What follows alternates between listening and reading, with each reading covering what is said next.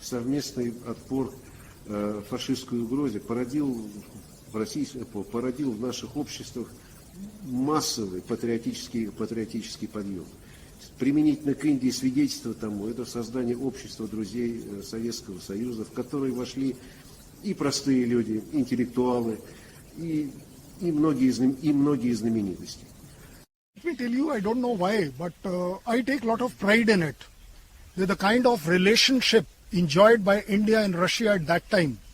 The Russian character, a salute to the Russian character and all Russians that yes, they stood up and they stood up so valiantly, so gallantly that they could fight these Nazis so well.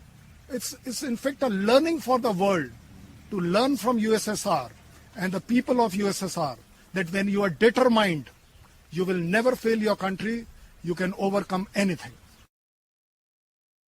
Индийские военнослужащие внесли существенный вклад в победу над фашистской Германией во Второй мировой войне, сражаясь в Европе, Африке, Ираке, воюя с милитаристской Японией, вплоть до ее капитуляции в сентябре 1945 года. Еще одно свидетельство особого характера наших отношений – забавный эпизод, который произошел в свое время в Китае с участием советского посла Александра Семеновича Панюшкина. Шло протокольное мероприятие, и ему сопутствовала необходимая для этого рассада. Панюшкин принял решение поместить индийского представителя, тогда еще Индии, входившей в состав колониальной Британской империи, на место посла Турции, что вызвало недопонимание и возмущение турецкого посла, на что Панюшкин нашелся и быстро ответил, и немедленно ответил, что это место принадлежит индийскому представителю по праву, как представителю страны, которая вносит значительный вклад в борьбу с агрессором. Одним из наиболее интересных моментов истории российско-индийских отношений является встреча 29 августа 1941 года передовых советских частей Закавказского фронта под командованием генерала-майора Толбухина с авангардом индийцев из британских частей в Центральном Иране. В дальнейшем именно индийские пехотинцы обеспечили функционирование южной части Ленд-Лиза в СССР через Иран, поставки по которой начались в ноябре 1941 года. This is that map, when that route on which India was supporting Russia.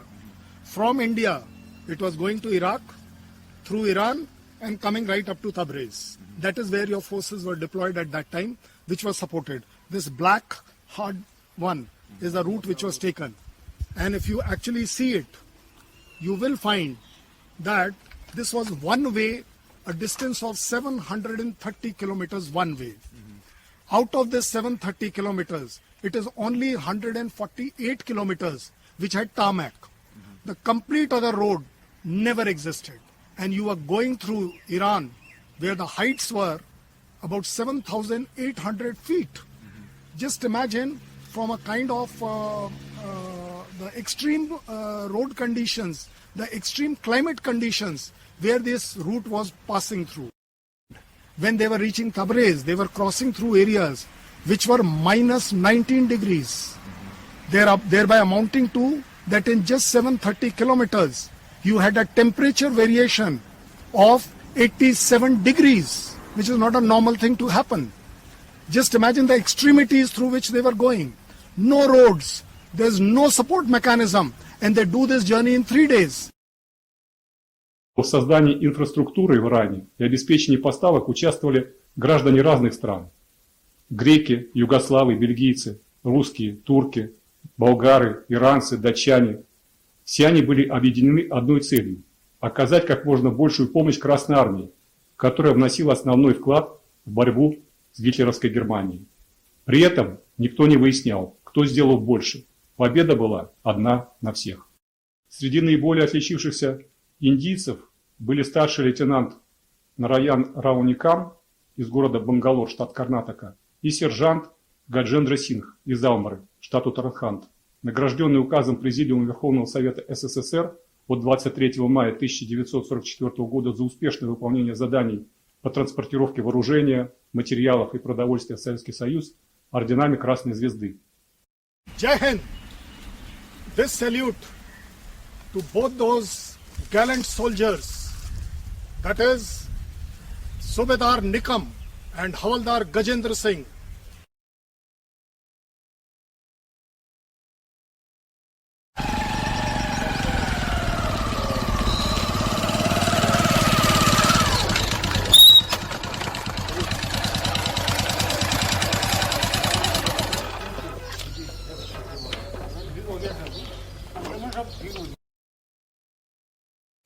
जब हमने पूछा, जब वहाँ से आए थे 75 में, तब हमने पूछा था कि किस चीज़ का मेडल मिला था, तब उन्होंने वो कहानी मेरे को बताई थी।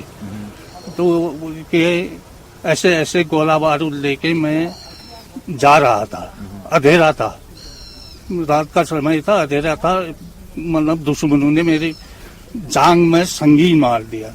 संगीन मारा तो ब्लीडिंग बहुत हो गई है। मैंने तब भी अपने जान की परवाह न करके वहाँ अपने सही अड्डे पर पहुँचा दिया गोला बारूद। वहाँ जाके बेहोश हो गया। फिर मेरे को हॉस्पिटल ले गए। मैं हॉस्पिटल में मेरे को 5-6 दिन के बाद होश आया, इलाज चला और ठीक भी हो गया था। फिर उसके बाद बोला कि आपको रेस्ट की ज़रूरत है, डॉक्टर ने बोला होगा। फिर वहीं के कोई ऑफिसर होंगे, उन्होंने बोला तुम स्वदेश जाओ। उन्होंने बोला मैं स्वदेश नहीं जाऊंगा, मैं ठीक हो गया हूँ, मैं पूरी लड़ाई लड़के तब अपने भारत देश को लौटूंगा, ऐसा उन्होंने बोला था। I must tell you that both these boys got posted out. They were no more there. They were there only for about a year or so, and they came out, and then they were shifted to Italy. And that is the time when they were serving in Italy, that one fine morning they were told that the Russia has honored them with their highest award of the Order of Red Star. Now, they both were actually emotional at that time. They felt so good. And then they were called at Tehran, where the High Commissioner presented them with this award and honored them with this award.